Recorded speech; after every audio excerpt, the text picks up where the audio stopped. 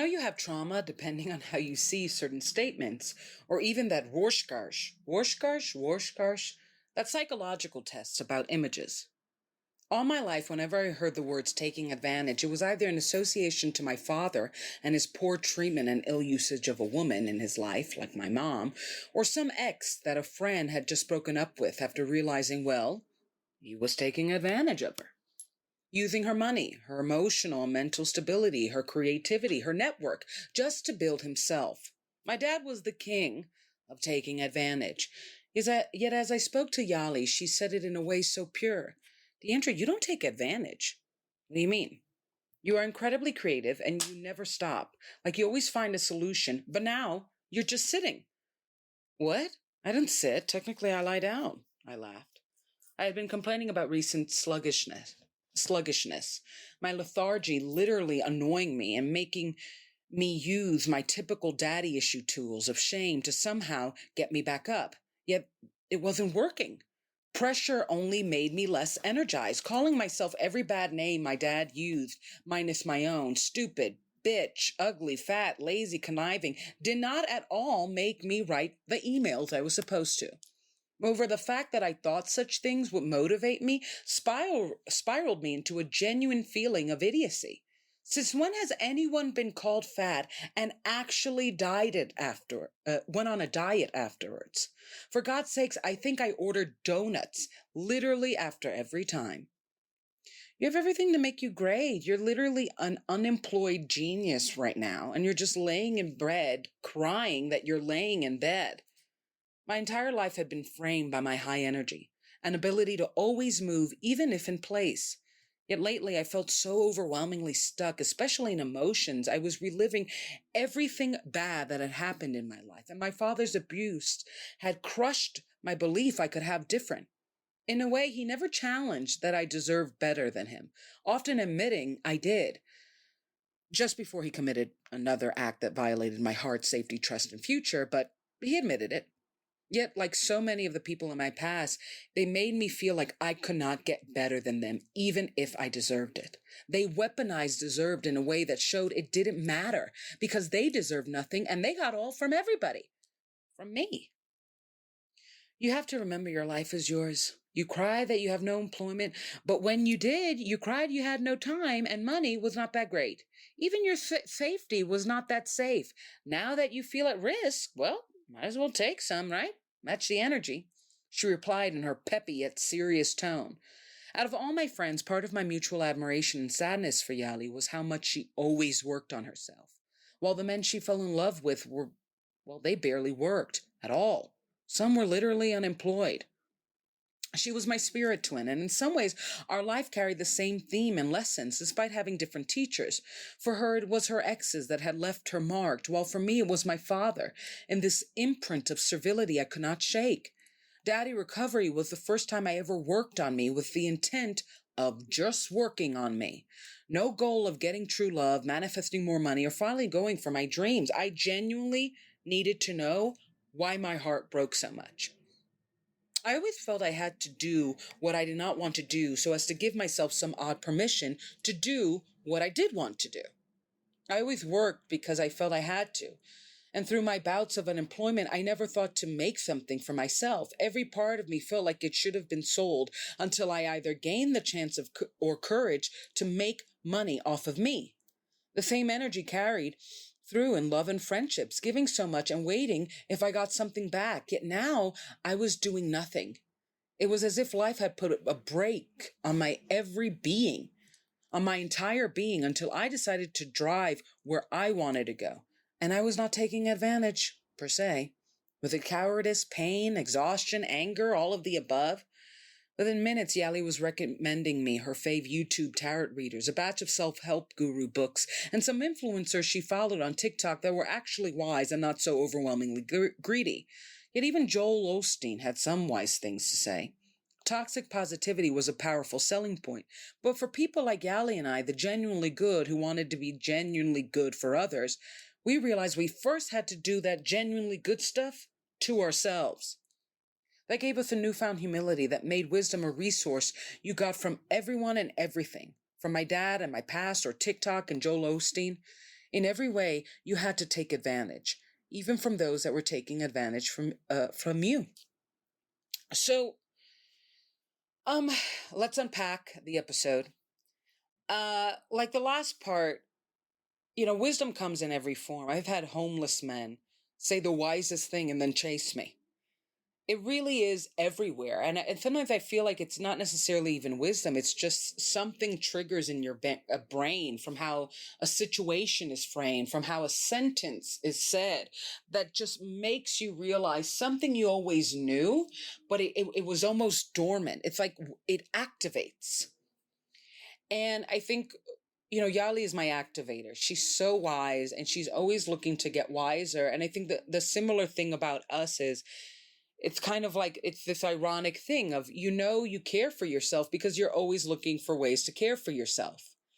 You're a good person because you're genuinely looking on how to be a better person to other people, but a genuinely good person to yourself.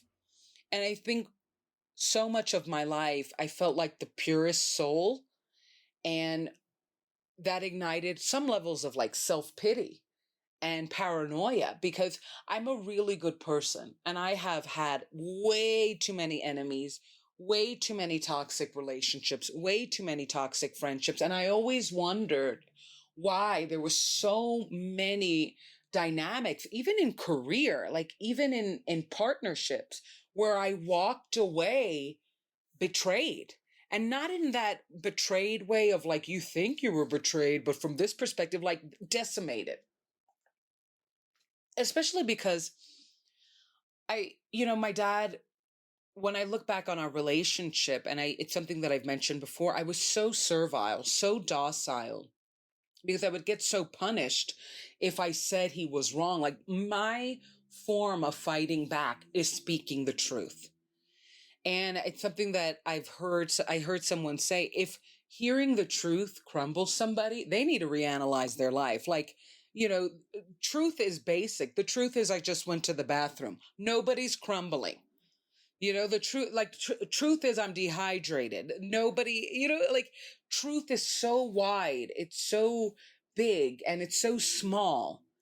And the truth was my dad was a bigamist, but he would frame it as he was in love. And it's my mother that didn't want to fight for him.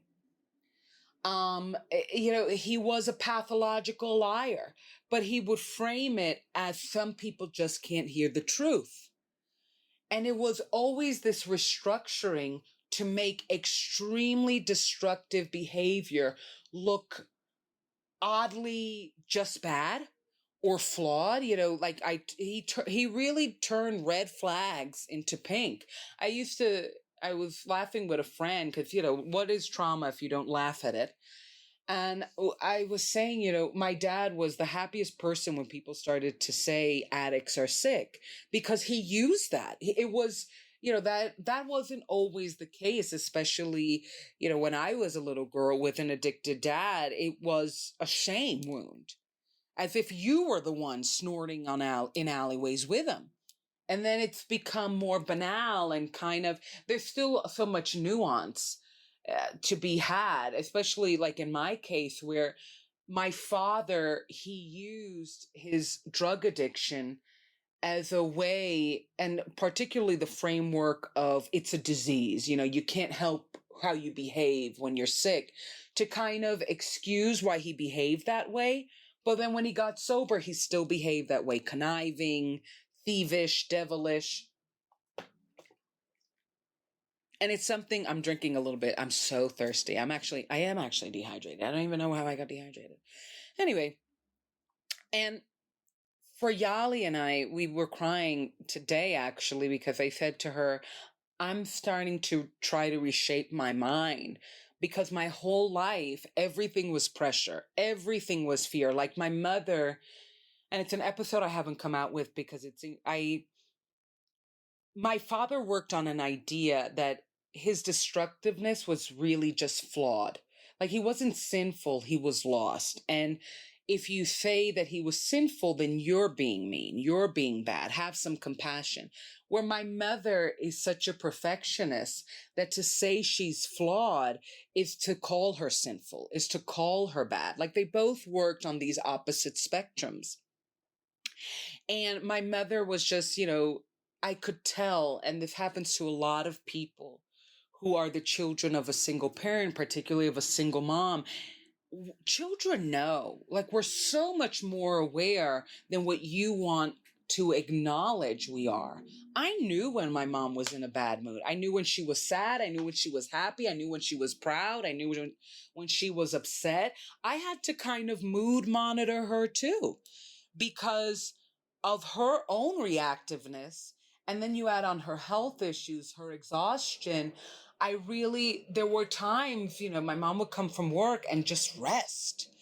And if I had anything to say or do, I had to figure it out. And, I had to keep things light because she wasn't in body or mind the most active person because of her health issues, because of how draining her job was, she had to work overtime to support me. So it was this thing of like, I felt my lightheartedness was so performative. And the irony is my performances were based off of fear, off of negativity, off of anger. I had to, if my dad got angry, I just had to act loving and his rage would die down, right? If he was negative towards me, I just had to act forgiving and his negativity would die down. Like everything that was good about me, I was taught to use in some form of entertainment or some form of performativeness and not for myself. Instead, what happened is I almost was just shamed into activeness, oh, you are fat, lose weight, and I'm going to keep on calling you fat until you get on that diet. And I'm going to say it's because I want you healthy. And I notice that you're happier when you're thinner, but it's really, I'm just a bully. That kind of framework of overwhelming me into some form of submission that looked like, I'm going to bully you until you look and act like a happy person in front of me. And what I have found is that now I'm in this deadness. I don't have employment. I'm working on daddy recovery. I still have Deandra reviews, but even Deandra reviews started out because I was working for this. It was called New York Theater Guide. And they weren't paying me because the abomination of the American workforce right now is how much work everybody's doing for free. Like everybody's trying to do, like, we're going to test you out for 2 months. Like you're 35 years old and they're trying to give you an internship. Like it's absolutely crazy. It's almost like we're going back to some form of Roman times where we're going to just barter. It really is. Like when you look at even influencers, they want free products to promote because that's some form of commodity too. My following will buy from you. And it's just like a bartering system. And yet our bills demand money. Like I can't send them the products to pay the bill. And I just got to this point. It has been, sometimes the universe really wants you to go one way and you refuse because you were so trained not to do that. I went to college because my mother wanted me to go to college, A. Like there was just no other way.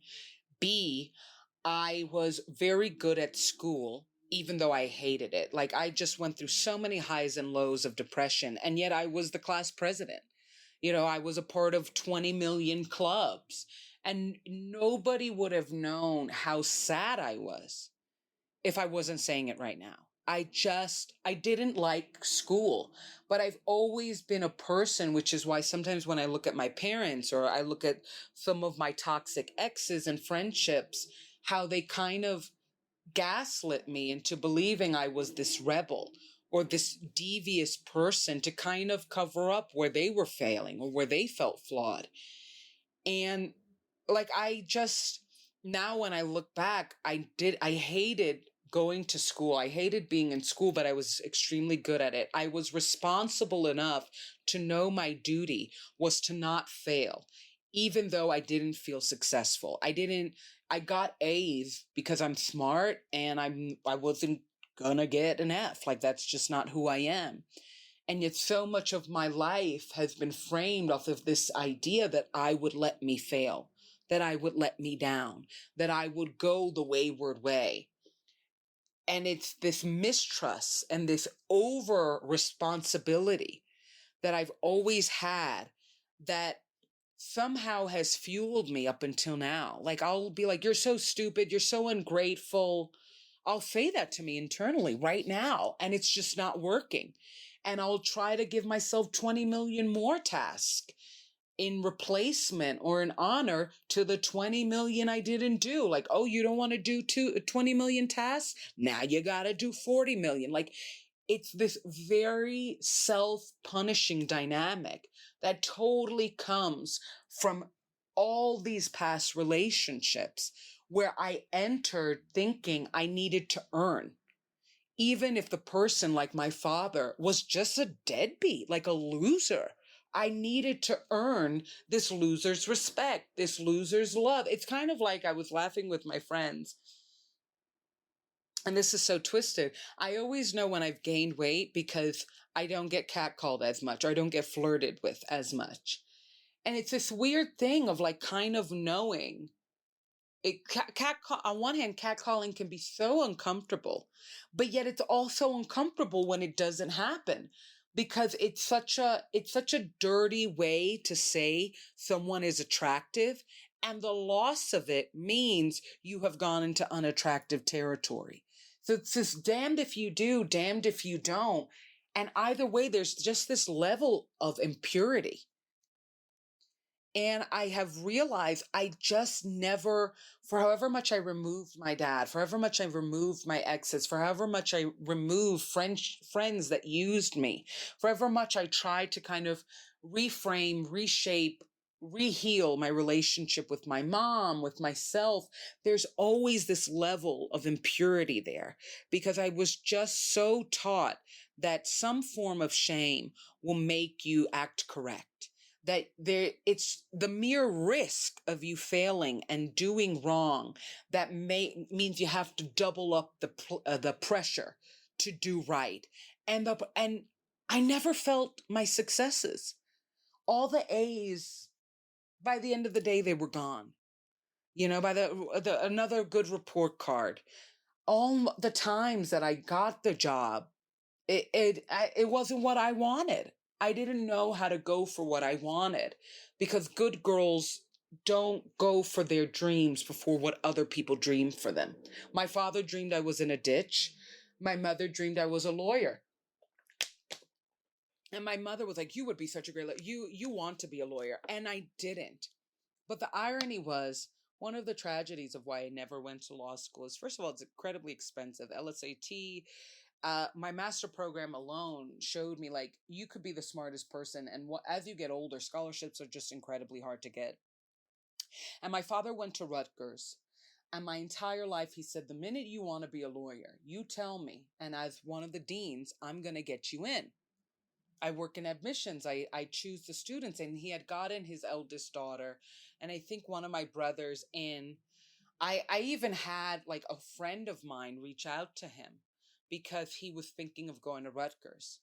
And he's like, oh, yeah, of course. Yeah, yeah, yeah. And the day I graduated, and I was just not getting any work. It was, and I was restructuring my CV. Like getting a job is a job. There wasn't one moment I wasn't on LinkedIn applying to 100 jobs a day, and I was burning out. And I thought, my dream was always to be a singer and actress. I always knew that was it for me. It's the place where I feel light. And I have a new song coming out, Business Class, May 24th, sorry. I felt good. And yet I didn't go out for it because I just thought I had to get a job first and I had to learn first. And I almost had to give my parents my education until I could give me my dreams.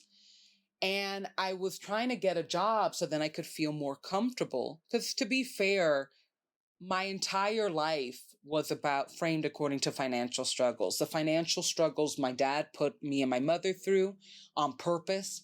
The financial struggles of my mother's childhood that kind of framed her to and teach me that money was something you fear.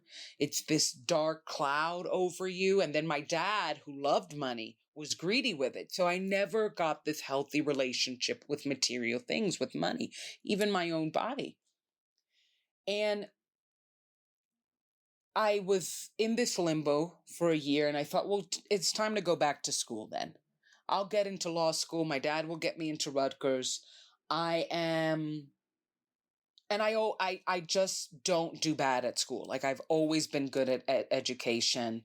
I like the social stuff. Who knows? Maybe I'll meet a fellow lawyer, and it doesn't mean I have to use the degree. At least it's just another notch in my belt. And maybe that will make me even more employable for a job I don't want. Like that was my mentality. And in some ways it still is, but I'm trying to break it.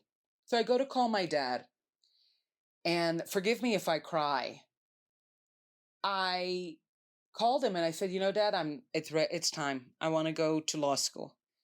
And I said, call Rutgers. I said like that, call Rutgers, I'm going. And he said, why? He said, why? And I said, you're going to give me the recommendation, right? You said you would. And he said, you got to earn it. I earned it. And I was like, but you gave it to my sister. You gave it to my brother. And he was like, you have to earn it. You have to earn it.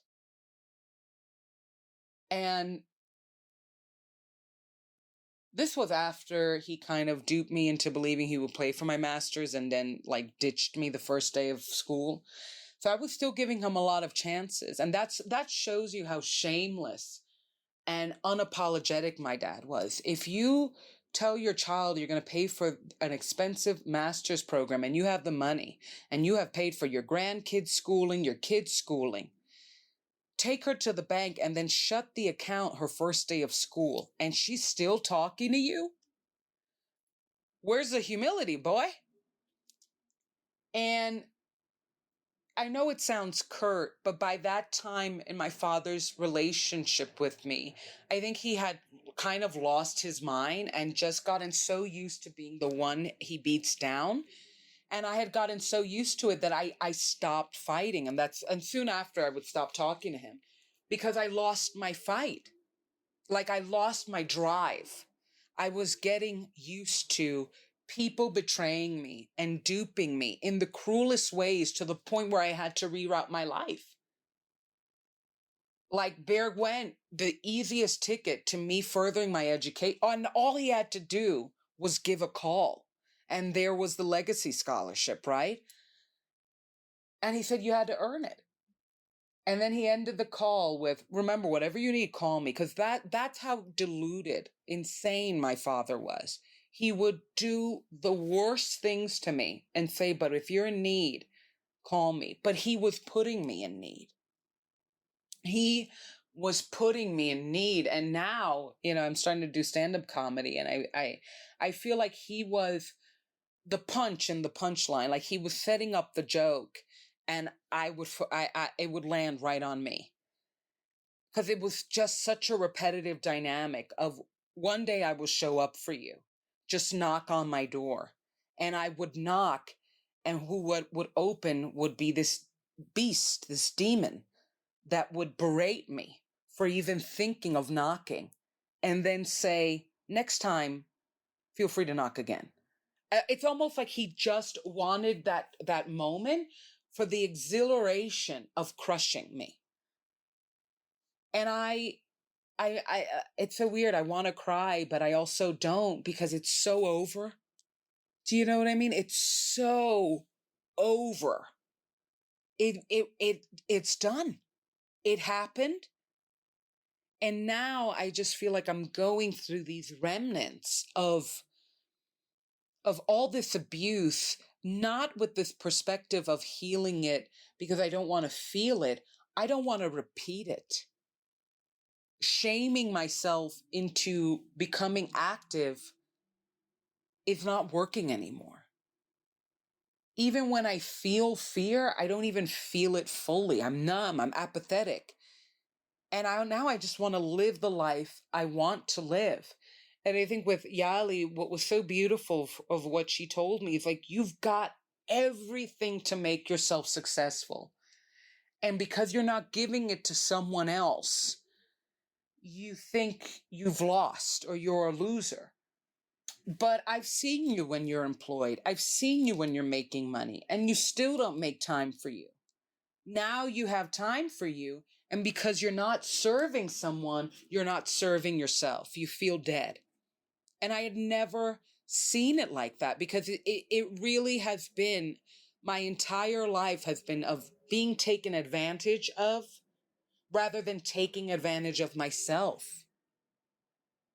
And it is so crazy how long you can live like that. It's absolutely insane. As somebody who has always, people, it's something that I discuss a lot in daddy recovery. Sometimes I don't know what are my flaws, because I had parents that told me I was the most flawed person. And my dad obviously did it in forms of abuse and bullying. My mom is just typical Latina mom, or at least the stereotype of just, you criticize the girls, right? And now I'm just at this point of, she was telling me, you're not irresponsible. Like, you're the most ambitious person I know. And seeing you in this limbo is killing me as your friend, because I actually genuinely love you. And this isn't you. So you need to figure out how to do you to get what you want, because this ain't it.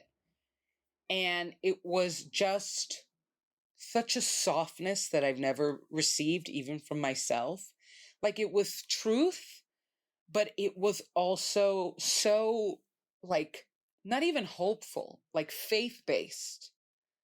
It was like, I believe in you. And this whole thing you're doing right now of being lazy